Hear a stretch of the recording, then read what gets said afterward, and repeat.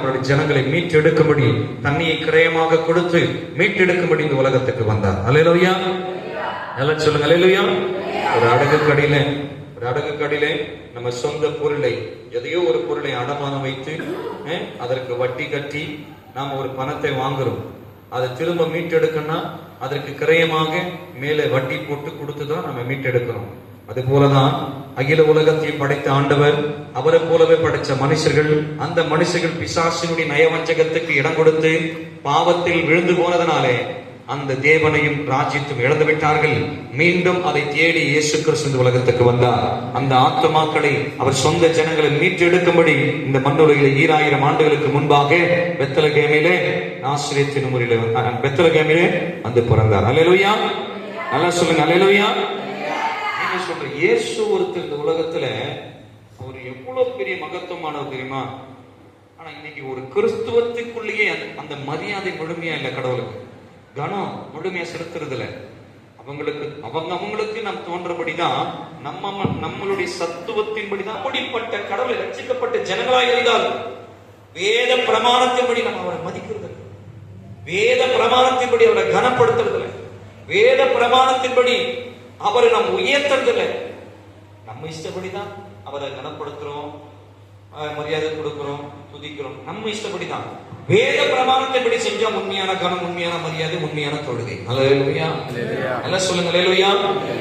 உங்களுக்கு சொல்லுகிறேன், பண்டிகை நாள் விசேஷத்துவம் நினைக்கிறத விட நம்முடைய மனம் திரும்புதலும், நம்முடைய மாற்றமும், நம்ம ஆவிக்குரிய வளர்ச்சியும் ஒவ்வொரு நாள் அவருக்கு சந்தோஷத்தை தருகிறது. ஆமென். நம்முடைய மாற்றம், நம்முடைய மனம் திரும்புதல், நம்முடைய பரிசுத்த வாழ்க்கை, நம்ம ஆவிக்குரிய வளர்ச்சி அவருக்கு சந்தோஷத்தை தருகிறது.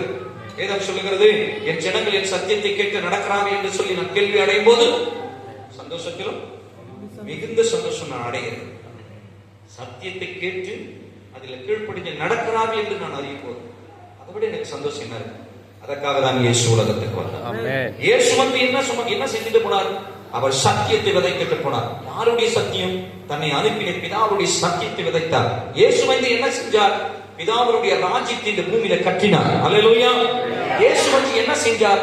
அவராலே உண்டாக்கப்பட்ட அகில உலகத்தின் பாவத்தினுடைய விளிம்பிலிருந்து மீட்டெடுக்கும்படி வந்து செஞ்சார். அல்லேலூயா. இயேசு வந்து என்ன செஞ்சார்? குருடனை பார்க்க செஞ்சார், செவிடனை கேட்க செஞ்சார், முடவனை நடக்க செஞ்சார், செத்தவனை எழும்ப செஞ்சார், ஆதரவற்றவனை ஆதரித்தார். ஆறுதலே இல்லாதவருக்கு ஆறுதலின் சமாதானத்தின் நிம்மதி கொடுத்தார்.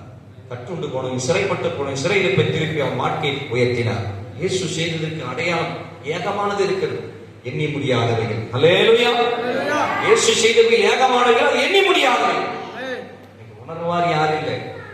நம்ம நினைக்கிற போதெல்லாம் நடந்துட்டான், நம்ம கேட்கிற போதெல்லாம் கடவுள் மாறி கொடுத்துட்டார், நம்முடைய வாழ்க்கை ஒவ்வொன்னு இருந்துட்டார். அந்த கடவுள் நல்லவர், வல்லவர், போதுமானவர். அதே அந்த கடவுளுக்காக உண்மையா வாழ்ந்து படியெடுத்து போகும்போது கஷ்டங்களும் போராட்டங்களும் இந்த பொல்லாத பாவம் நிறைந்த உலகத்துல வரும். அப்படி வரும்போது பக்திமான கூட அற்று போகிறான், விசுவாசம் கூட அற்று போகிறது, தேடுதல் கூட குறைஞ்சு போகுது, ஜெபம் கூட இல்லாமல் போகுது. காரணம், இயேசுவை பின்பற்ற கஷ்டம் அதிகமா இருக்கு, இயேசுவை பின்பற்ற போராட்டம் அதிகமா இருக்கு. இயேசுவை நான் தேடுறேன், பல சஞ்சலங்கள் அதிகமா இருக்கு. ஏன்? நான் கரெக்டா தானே போறேன். இது பொல்லாத உலகம் அல்லவா? இது பாவ நிறைந்த உலகம் அல்லவா? இது அக்கிரம நிறைந்த உலகம் அல்லவா? பரிசுத்த இயேசு என்ன பண்ணிச்சு? இந்த உலகம் மறுதளிச்சது, புறக்கணிச்சது, அசட்டை பண்ணது, கொலை செஞ்சது, காரியம் பண்ணது, எட்டி வதைச்சது, சிலுவை நடந்தது, கொடுமைப்படுத்தினது அல்லவா? பரிசுத்தரை அப்படி செய்யும்போது நீ பாவிகள் அல்லவா? நம்மளை செய்யறதுக்கு ஏமாத்து. ஆமென் ஆமென் சொல்றோம். பரிசுத்தரையே கொடுமைப்படுத்துச்சு, பரிசுத்தரையே ஏற்றுக்கொள்ளல, பரிசுத்தரே படாத பாடுபடுத்துச்சு. நாம பாவிகள் அல்லவா? சோ இந்த பொல்லாத உலகத்துல உண்மையாகவே இயேசுவே ஆராதிக்க வந்திருப்பீங்க. அவர் வார்த்தை கேட்க